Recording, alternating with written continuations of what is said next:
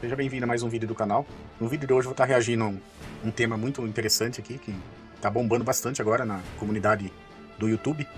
Galera falando dos furos de Naruto. Antigamente era poucas as pessoas que falavam mal do anime, né? Eu mesmo, quando tentava falar, era muito questionado, todo mundo reclamava. Mas agora que passou alguns anos, a galera tá vendo que realmente Naruto não é o melhor anime do mundo, como todo mundo acha, e tem muito furo de roteiro. No, God! No, God, please, no! No! No! No! Então, vamos acompanhar aqui também, pra ver se a gente concorda com todos esses furos, ou se a galera tá criticando à toa, né? Se o Kishimoto não erra mesmo. Bora lá. Olá, meu querido fã de Naruto, tudo bom com você? Hoje a gente tá aqui pra poder falar sobre o quê? Pois é, vai ser divertido e cômico, né? Estamos aqui pra falar de furos de roteiro. Você já ouviu falar naquele famoso ditado sobre histórias? E quanto maior é uma história, quanto mais capítulos ela tem, quanto mais episódios ela tem, quanto mais furos ela provavelmente vai ter. Então, pois é. Opa aí, rapaziada, tudo bom? Eu sou o Link, eu tenho um canal de animes, e hoje já a gente daqui pra poder falar sobre essa famosa lei que se aplica à maioria dos animes de shonen de luta que existem, não é mesmo, James? Histórias populares de mangá, de luta, que sejam bem grandes em geral, né? Pode-se falar aí sobre qualquer uma delas, das 500 milhões que existem. One Piece, Dragon Ball, Black Clover, Naruto, Jujutsu Kaisen, Nanatsu no Taizai, enfim, essas aí e mais outras 500 milhões. É inevitável que ao longo dos vários anos que essas histórias foram sendo lançadas, um capítulo por semana ali, ou um capítulo por mês, obviamente depois de algum tempo, o autor que vai fazendo a história vai se esquecendo de algumas coisas importantes, né? Algumas coisas das regras do sistema que ele montou, ou coisas, né, que eram importantes pro próprio universo que ele montou. E isso vão criando maravilhosos buracos na história, que vão deixando ali igualzinho um queijo suíço. Tem furos. E hoje a gente tá aqui pra poder falar não apenas sobre eles de uma forma geral, mas eu vou falar sobre, pra mim, o que são os furos mais engraçados da história de Naruto. E eu queria fazer essa lista aqui ser um pouco interativa, na verdade, gente. Então, eu vou fazer o seguinte, eu não vou ficar falando simplesmente do furo mais simples até o furo mais horroroso da história de Naruto. Eu vou só falando vários furos aqui que eu acho engraçados, e eu quero que você que tá assistindo aqui comente pra mim qual é o pior desses furos. E eu quero que você dê uma notinha também, tipo, de 0 a 10. Sendo que 0 é um furo super simples, na verdade, que não interfere em nada na história. E 10 é tipo assim, é um negócio horrendo que se você for prestar atenção, pode até destruir um pedaço do roteiro da história. Enfim, é isso. Não esquece de se inscrever no canal e que esse vídeo aqui vai ter spoiler, beleza? Pega Vou deixar o link do canal na descrição aí, galera. uma coisa pra comer, senta aí, vamos nessa, vai. Vem comigo. Acho que é sempre bom antes da gente começar com um bagulho extremamente pesado ir pra um furo meio básico, né? Vamos começar leve aqui. Muitas pessoas sempre comentam desse furo aqui que eu acho muito engraçado, já vez, que é a questão da idade do Naruto. Que pra caso você não se lembre, é dito lá no Isso é bizarro mesmo. começo da história em geral, né? Inclusive várias vezes você Ela repete e repete de ano, mas continua com a mesma idade de todos os outros que passou. repetido, tipo, na luta contra o Neji, até em vários momentos no Shippuden, por exemplo, que no início da história do Naruto, a vida dele era triste, ele era um fracassado, não sei o que e tal, e ele acabou reprovando 3 vezes no exame de admissão pra se tornar Genin na Academia Ninja da Folha. O que é muito cômico, né, que ele precisava aprender a fazer o jutsu de clonagem e tudo mais. Só que o fato é que o Naruto tendo sido reprovado 3 vezes na Academia Ninja, não só meio engraçado, sendo que sempre que a gente vê flashbacks, a gente vê que ele já estudou com outras pessoas, tipo Shikamaru, Choji, ele estudava com essa galera na mesma turma, aí eles foram crescendo juntos, só que por alguma razão o Naruto fez o exame de admissão 3 anos antes deles, aí reprovou, fez de novo, aí passou, e mesmo assim ele tem a mesma idade de todo mundo, aparentemente. O fato é que isso daqui não é uma coisa que influencia tanto na história, pra poder falar a verdade, então pra mim seria meio que um furo, tipo, sabe, 2/10, assim. O criador, na realidade, teve bastante sorte, porque um tempo depois, ele simplesmente deixou isso como uma coisa normal ali da Academia Ninja, que não necessariamente as pessoas se formam sempre com a mesma idade, né? Tipo, o Naruto, por exemplo, se formou e ele deveria ser 3 anos mais velho, mas também o criador pode só ter feito ele, tipo, entrar na Academia Ninja 3 anos mais novo, já que o Kakashi se formou um pouco mais novo e o Minato se formou com 10 anos também, se eu não me engano. Então, é um furo bem tranquilo. Legal, pronto, já comecei básico, né? Já começamos com furos É. Ele tentou corrigir depois, né, mas não deixa de ser um furo. simples. Agora dane-se, vamos com os furos casca grossa mesmo. Ô, gente, vocês já pararam pra pensar que eu acho que isso daqui nem é exatamente um furo, mas vocês já pararam pra pensar no quão horroroso e mal planejado era o plano do Uchiha Madara como o vilão principal da história, e nem tô falando, gente, do plano do olho da lua, porque esse em si, ele não era tão difícil assim, não. O Madara já era forte pra caramba, era só ele fazer os bagulho dele lá e ele conseguia fazer o plano do olho da lua. Eu tô falando do plano pra ele ser revivido no futuro. Gente, pensa na brisa que teve que acontecer pro Madara ter esse plano. Vamos lá, vamos do início, né? Lá do flashback do Obito. Madara tava velho, colado na estátua do Gedomazo, quando no meio da guerra ele encontra o Obito. E todo esse plano que ele tinha bolado, eu gosto que ele dependia única e exclusivamente da boa vontade de 2 crianças aleatórias que ele não conhecia. Primeiro, o Obito. Foi boa. Ele teve que dar uma manipulada no Obito ali pra que o Obito confiasse nele, e confiasse muito nele, por sinal. E também tem uma outra criança que essa ele não conhecia mesmo, que é uma criança aleatória do clã Uzumaki, para a qual ele passou o Rinnegan dele de algum jeito que a gente não sabe até hoje, né? Tipo, no meio da guerra ali, essa criança, no caso, que era o Nagato. Eu gosto muito de que a ideia de que tudo isso tinha que acontecer era: o Obito tinha que formar uma equipe aí com essa criança que tem o Rinnegan, eles tinham que capturar todas as Jinchurikis pra poder preparar ali o plano Olho da Lua. Essa criança, que é o Nagato, tinha que confiar tanto no Obito, mas tanto, que ela tinha que desviver pra poder, né, fazer o Jutsu Rinne Tensei, que ia trazer o Madara de volta. E aí, nesse meio, esse plano dependia única e exclusivamente da boa sorte ali do Madara, porque ele tava contando, por exemplo, com o fato de que a criança pra quem ele entregou o Rinnegan ia sobreviver no mundo ninja no meio de uma guerra. Imagina se o Nagato simplesmente morre com 6 anos de idade, tipo, morre de fome, morre por alguma outra razão. Ele poderia ter morrido por várias razões diferentes, né? Vocês sabem disso. O flashback do Nagato mostra que ele cresceu no meio da guerra. Ele não morreu por sorte. O Madara conseguiu o plano dele por pura e exclusiva sorte. O plano também dependia muito fortemente de que o Obito confiasse 100% dos ideais do Madara, né? Porque assim, ele manipulou bem, só que a autoconfiança e o ego do meu mano Madara também eram altos, né? Não, o moleque vai confiar em mim, ele vai lá, vai falar com o Nagato. O Obito aprendeu comigo, ele vai ser o maior manipulador de todos, ele vai fazer o cara abrir mão da própria vida pra poder me trazer de volta. E a parte mais engraçada pra mim nesse meu ponto é que inicialmente esse plano dá errado, se vocês forem parar pra pensar. Porque se vocês forem pensar bem, a guerra ninja acontece, e quando ela acontece, o Obito, ele vira o casulo da 10 caudas, ele mesmo, ele não manda o bagulho pro Madara, né? Tipo, o Madara tem que usar lá uma outra estratégia tirada da bunda lá, de que na verdade ele tinha uns. Foi boa. Por isso que os fãs antigamente questionaram muito também essa época do Madara. Até da a Kaguya nem se fala. Mas do Madara eles questionaram bastante também. esses incoerências. Selo que ele colocou no Obito pra controlar ele, não sei o que e tal. Que aí o Obito ia fazer o bagulho, tipo, mano, é mó furado esse plano. O plano inteiro, assim, tipo, esse plano do Madara, pra mim, é um dos mais engraçados. Principalmente porque além de ele ter 2% de chance de funcionar, ele ainda mostra que nesse ponto aqui, mano, que Kishimoto não tava nem aí, mas ele só tava escrevendo. O Madara tinha que ser um intelectual poderoso, igual o Aizen de Bleach, né? Ele planejou 15 milhões de passos pra que o plano dele desse certo, mas também depende um pouquinho da sorte. Esse aqui é um dos meus pontos favoritos da história de Naruto. É o fato de que simplesmente a Quarta Guerra Ninja não faz sentido nenhum dela existir. E nisso, gente, a gente pode falar, tipo assim, esse furo, ele já engloba uns 16 furos tudo de uma vez. E esse daqui não é, tipo, igual o plano do Madara, que você pode explicar de certa forma, mas ele é meio mal escrito. Não, a Guerra Ninja, ela tem um monte de furo nada a ver. Tipo, gente, vocês já pararam pra pensar o seguinte? O pessoal, qual que era o objetivo pelo qual a Guerra Ninja, ela existe? Simples. O Obito, ele precisava da 9 caudas e do 8 caudas. Eles pegam e tacam o Naruto pra brigar lá no meio. Certo? Pra que assim ele pudesse invocar ali a estátua e fazer o 10 caudas e tal e seguir com o plano do olho da lua. Sabe uma coisa engraçada? Isso acontece na guerra. E eles não capturam 9 caudas e não capturam o 8 caudas também. Porque em algum momento no meio da história ali, o Obito simplesmente chega à conclusão de que ele pode usar os outros dois personagens ali, né? Que são o Ginkaku e o Kinkaku, que são Edo Tenseis. Eles pegam esses dois Edo Tenseis que tem um pedaço ali do chakra da 9 caudas, do 8 caudas e tal, pegam eles, jogam pra dentro da estátua e funciona. Detalhe, Ginkaku e Kinkaku são dois personagens completamente aleatórios tirados da bunda, assim, que o Kishimoto só fez um errão de roteiro. Essa foi boa mesmo, né? Acho que pra não ter que pegar o Naruto, aí inventaram esses personagens aí. Tem um monte de vídeos gringos, inclusive, falando sobre isso, jovens, que é hilário, porque esses dois personagens, eles foram trazidos pelo Kabuto, era um Edo Tensei. Então, se simplesmente o Obito tivesse sentado com o Kabuto e eles tivessem montado uma estratégia, eles iam pensar, nossa, na real a gente nem precisa ir pra cima deles. Eles podiam pegar, invocavam ali a estátua do Gedomazo, colocavam o Ginkaku e o Kinkaku pra dentro e toma. Nem precisava ter declarado guerra. Dava pra ter feito ali no quintal de casa. Não, eles declararam uma guerra por nenhuma razão, pra no final eles conseguirem o que eles queriam sem ter conseguido o que eles queriam. Fora que ao mesmo tempo, pra mim, a cena onde a Guerra Ninja é declarada, ela é simplesmente icônica, gente. De engraçada, porque ela não faz sentido. Tipo, pensem na ideia. Os 5 Kages de todas as vilas ali do mundo ninja estão se reunindo pra poderem conversar sobre coisas tipo Akatsuki, sobre o Sasuke e etc. E claramente as vilas não se dão nem um pouco bem. Elas ficam todas se rebatendo ali na reunião e tal. Os caras ficam mandando indiretinha um pro outro. Aí o Obito aparece. E quando o Obito aparece, ele simplesmente termina de juntar os caras numa aliança. Porque ele aparece e manda seco o plano dele. Ó, gente, eu tenho esse plano aqui, que eu vou pegar todas as bestas de caudas, vou colocar o olho na lua, e aí ela vai fazer uma ilusão gigante e todo mundo vai ficar numa ilusão. O que vocês acham? Legal o plano? Vocês querem me dar a 8 caudas e a 9 caudas aqui de graça? Aí o pessoal de todas as vilas, né, fala: não, não vai rolar, meu parceiro. Aí ele fala: beleza, então. Eu declaro guerra a todas as vilas do mundo ninja. Vocês já pararam pra pensar que as É um roteiro muito fraco mesmo, se for pensar por esse lado aí. bestas de caudas, elas estavam aonde? O 8 caudas, né, que era do Killer Bee, tava na vila ali do Haikage, né, no meio das montanhas. E o 9 caudas, que é o Naruto, tava na vila da Folha. O Obito podia simplesmente ter vazado, ou então ele podia nem ter aparecido ali. Ele podia ter ficado de boa, deixava os líderes das outras 5 vilas brigando entre si. Aí ele pegava todas as forças dele que ele tinha preparado pra uma guerra, levava tudo pra uma vila só e invadia. Pegava a besta de cauda e ia embora. Mas não, ele declarou vila pra 900 milhões de ninjas Declarou vila. por nenhuma razão, só pra poder fazer uma cena pica. Tipo, a gente pode pensar que, sei lá, a Vila da Areia, por exemplo, talvez ajudasse a Vila da Folha, porque tinha o Gaara era brother do Naruto. Mas e a Vila da Pedra, por exemplo, que tinha o Onoki, né, que é aquele velho? Você acha mesmo que eles iam ajudar? Tipo, do nada, assim, eles iam pegar todos os ninjas da Vila da Pedra, vamos lá ajudar o pessoal da Vila da Folha, gente, que a gente nem conhece. Sendo que eles estavam com raiva do pessoal da Katsuki e do Sasuke. Fora, gente, o detalhe que eu acho mais maravilhoso que é, quando o Obito declara a Quarta Guerra Ninja, vocês já pararam pra pensar que eles ainda não tinham juntado forças com o Kabuto? Então assim, parem e pensem nisso. O Obito declarou guerra pra 5 vilas ao mesmo tempo, todos os ninjas, todos que existem no mundo ninja, todos os Shinobis, ele declarou guerra pra todos, sendo que no exército principal dele, eles tinham quem? Ele mesmo, o Kizami, que ainda tava vivo nessa época, o Zetsu Negro e um exército de 600 bilhões de Zetsu branco. E não vale por um personagem forte. Só quantidade, só. Tudo random. Na cabeça do Obito, e é pra ser tipo um mega estrategista, ia funcionar. É isso aí. Vai nós 3 e mais 50 milhões de minions, nós vamos quebrar eles. Mano, o Obito é muito burro, vocês pararem pra pensar. Meu Deus do céu. Se o Kabuto não tivesse aparecido com 1 milhão de personagens de Edo Tensei e não sei quem, revivido a Akatsuki inteira, mano, não ia ter. Essa guerra não ia existir, porque o Obito ia perder em 15 minutos. Esse pra mim é um tipo de furo de roteiro, sei lá, 10/10. Eu concordo. Esse é grotesco mesmo. Fácil. Isso porque eu não tô contando com o próximo erro do roteiro, gente, que é também relacionado à Guerra Ninja, que é esse aqui. Killer Bee e Naruto participaram da guerra. Isso aqui não é nem um furo Eu comentei antes lá. 10/10, gente. Isso aqui é um furo 20/10. Pensem comigo na seguinte lógica, jovens. A Guerra Ninja foi feita pra quê, Link? Simples, meu cara jovem. A Guerra Ninja foi feita para o seguinte: Killer Bee e Naruto não podiam ser pegos pela Katsuki, porque se eles Ah, já que eles não podem ser pegos, vamos colocar aí no meio da guerra. Aí ninguém pega eles. fossem, o mundo ia acabar.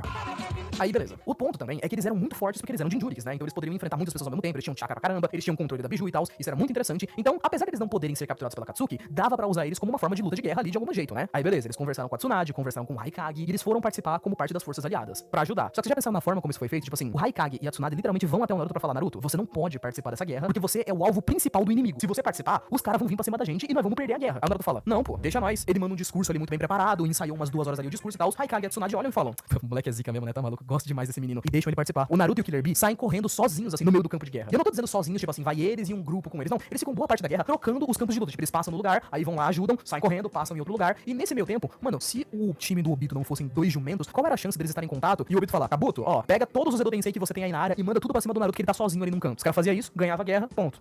Só não ganharia, porque a gente sabe, né, que tem o protagonismo no Jutsu. Mas realmente é um furo, né? Lembrem-se do detalhe que no meio da guerra, inclusive, o Killer Bee e o Naruto, eles vão pra cima do Obito. Sozinhos, assim, eles vão pra cima do Obito. E os Kages ainda deixam, tipo, não, a gente vai lidar com o Madara e o Naruto lida com o outro Madara, que é o cara lá que a gente não sabe nem como funciona, a gente não sabe os poderes dele, a gente não sabe como vence dele. Bizarro mesmo esse furo, velho.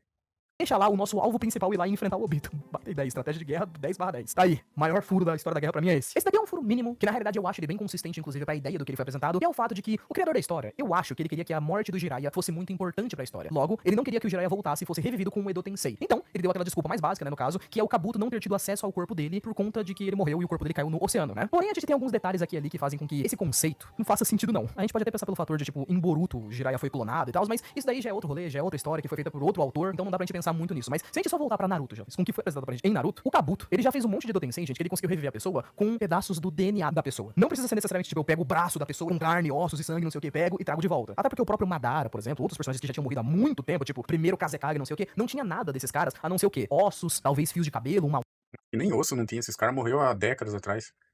Sei lá quantos anos. Foi furo também ele ter conseguido tanto personagem aí pra trazer no Edo Tensei. unha, alguma coisa do tipo. Tanto é que a gente já viu o Kabuto fazendo Edo Tensei só com os fios de cabelo do personagem. O detalhe, gente, é que o Jiraiya, ele morreu justamente na época que o Kabuto tava vagando o mundo ninja procurando coisas pra conseguir fazer o Edo Tensei. Então assim, imagina o seguinte, Essa poça de sangue aí, será que não sobrou DNA? Coitado do Jiraiya. Jiraiya morreu. Na próxima semana, o Kabuto vai lá e passa onde o Jiraiya morreu e não consegue encontrar o corpo. Gente, o Jiraiya morreu. Ele deixou no mínimo assim uns 600 hectares de poça de sangue onde ele tava. Porque tem um monte de poça de sangue, tem um monte de pedaços de ferro que foram enfiados ali, que ficaram cavados nas pedras e tal. Do que aconteceu com a luta, dava facilmente pra ele ter procurado fio de cabelo, alguma coisa do tipo. Fora que também, depois que o Kabuto falou que ele não achou ali, né, o corpo e tal, a gente sabe que ainda tinha o Kizami. Lá pra quando tava quase começando a guerra, o Kizami não tinha morrido ainda. O Kizami literalmente pode virar um tubarão e invocar um tubarão. Obviamente, o corpo do Jiraiya já devia ter afundado bastante, mas assim, o oceano, ele não é infinito, jovens. Em algum momento o corpo do Jiraiya chegou na borda ali, e mesmo que um pedaço dele tivesse sido devorado, tivesse apodrecido, não sei o quê, a gente sabe que uma história shonen não passa tanto tempo rápido assim, sabe? O cabelo, alguma coisa do corpo do Jiraiya ainda poderia estar ali. Se o criador da história de fato quisesse trazer o Jiraiya de volta, ele poderia. Esse é um furo de roteiro, justificável, tranquilo, mas realmente não é uma desculpa 100% plausível, sabe? Se eles quisessem trazer o Jiraiya de volta, poderiam ter trazido. Esse aqui pra mim é o melhor. Sério mesmo, juro pra vocês. Melhor mesmo. A história triste da vida do Naruto. Esse daqui, ele é um furo de roteiro tão grande porque ele quebra parte de como a história de Naruto funciona. Isso aqui é um erro 1.000.000/10, jovens. Caraca, 1 milhão.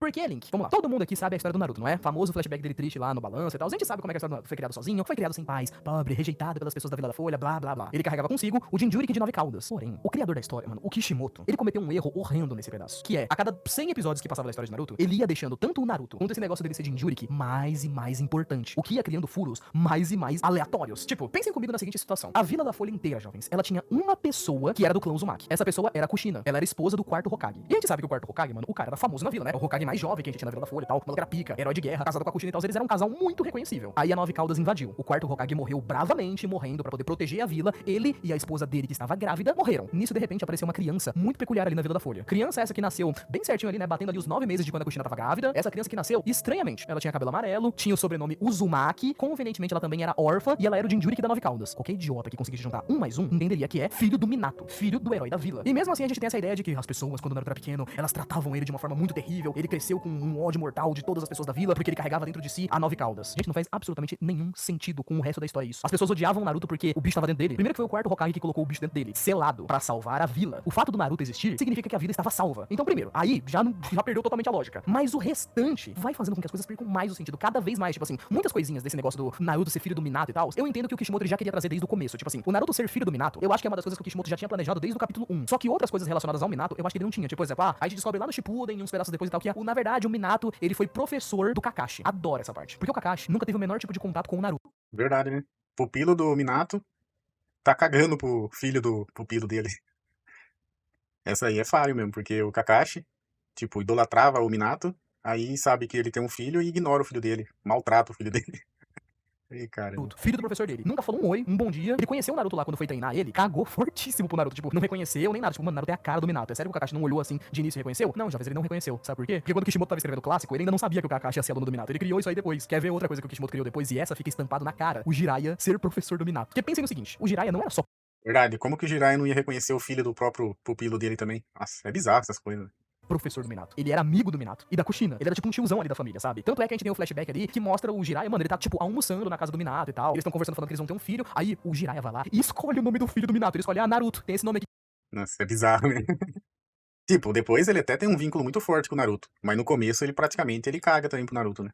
É meio bizarro isso aí. Que eu escrevi enquanto eu tava comendo miojo e tal. Aí o Minato acha muito pico o nome e fala, nossa, o nome do nosso filho vai ser Naruto. O Jiraiya é padrinho do Naruto. Aí lá pra frente, tipo uns 10 anos depois que o Minato morreu, tá lá passando o Jiraiya na Vila da Folha normalzão, ele encontra um garoto, cabelo amarelo, Uzumaki, 9 caudas, ele não tem uma única reação. Aí quando passa mais ou menos uns 50 capítulos disso, o Kishimoto já vem e conserta. Que uns 2 arcos depois, o Jiraiya fala, nossa, você lembra muito um cara que eu ensinei aí quando era mais novo, que era o quarto Hokage, lembra? E você fala, ok. Ele conseguiu consertar a tempo, mas mesmo assim, é hilário, mano. É simplesmente maravilhoso. O último furo que eu gostaria de colocar aqui no vídeo, gente, que eu acho que é engraçadinho pra poder colocar, vou apenas dizer em voz alta. A gente sabe que o Obito, na época em que o Naruto tava nascendo ali, ele foi atrás do Naruto, né? Por causa do selo da raposa e tudo mais, né? No caso, ele foi atrás da Kushina na época, porque o selo ia ficar mais fraco. Gente, vocês já pararam pra pensar no seguinte? Depois que o Minato morreu e a Kushina também morreu, cara, por que o Obito nunca foi atrás do Naruto de novo? Tipo assim, o Obito fez todo um negócio, ele criou o plano da Akatsuki pra poder ir atrás dos ninjas e tudo mais, né? Ir atrás de todos os Jinchurikis e tal, tudo bem. Eu entendo essa ideia, ela faz sentido pra que eles pudessem fazer isso de uma forma mais eficiente e mais rápida, pra não dar tempo ali das outras vilas reagirem e tal. Mas e o Naruto, gente? Tipo assim, o Naruto, ele foi criado ali inicialmente nos primeiros anos órfão. Ele foi criado pelo terceiro Hokage e tal. Só que, mano, quando o Naruto fez tipo 5, 6 anos, a gente sabe que a história dele é o quê? Ele morava sozinho, mano. Tipo, o terceiro Hokage largou ele de mão ali, ele morava num apartamento sozinho, ele andava pela vila de boa, ficava sozinho no banquinho, aí ele brincava sozinho na ponte e tal. Tipo, mano, se o Obito tivesse entrado na Vila da Folha, em qualquer momento, ele ia encontrar o Naruto moscando assim, passando fome num canto. E se você parar pra pensar, mano, esse aqui é engraçado também, né? Porque o Obito, ele tinha poder de teleporte. Era 2P, era ele chegar no Naruto, sugava o Naruto pro Kamui. Ah, meu Deus, o terceiro Hokage na verdade tava vigiando e ele tava vindo ali com toda a equipe das forças especiais Zambu. Dane-se, mano, ninguém sabia como o poder do Obito funcionava naquela época. A gente sabe que, por exemplo, mano, teve caras que estavam no nível de Kage que tentaram lutar contra o Obito e não acertaram um dedo nele. Tipo, o Haikage, o próprio Danzou, por exemplo, eles tentaram matar o Obito e não conseguiram arranhar o Obito. Imagina o terceiro Hokage na época, que tava velho, nem era tão forte assim, pelo menos pelo que a gente vê na história, e a equipe das forças especiais Zambu, que é bosta nenhuma na história de Naruto. Eles iam ficar tentando tacar kunai no Obito.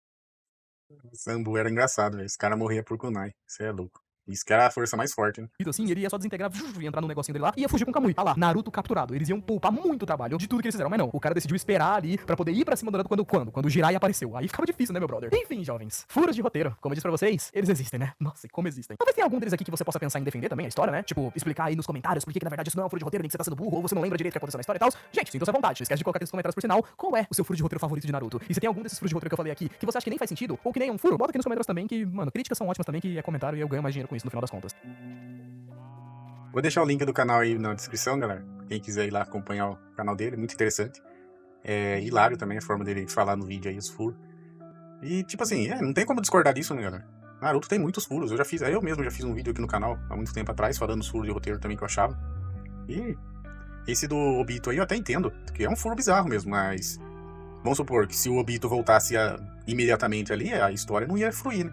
A gente não ia ver o crescimento do Naruto e tal, a evolução do personagem principal. Então esse é um furo que realmente tinha que acontecer, né? Mas, realmente, tem muito furo bizarro aí. Esse furo do Naruto ser odiado, sendo que ele é o herói, entre aspas, porque o Minato é o herói, né? Mas salvou a vila, colocando uma besta no próprio filho pra salvar a vila, e todo mundo odiar o cara, o Naruto.